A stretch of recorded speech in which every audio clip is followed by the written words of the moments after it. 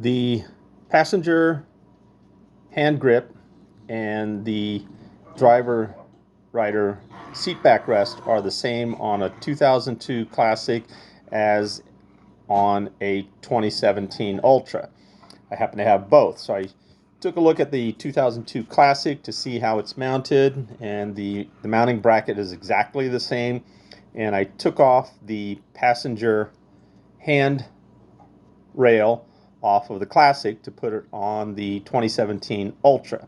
And as you can see, step by step of disassembling and putting it together, you can see that it fits very nicely.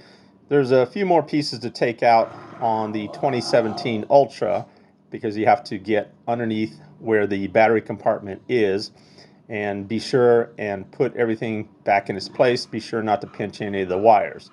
Final assembly is pretty easy. Once you have things lined up, you start to tighten up all the bolts, and you can see how it fits, and it goes underneath the seat. And once you put the seat on, you can see the passenger handrails protruding underneath the side, and you can see the new rider backrest. So there you go. Hope you enjoy.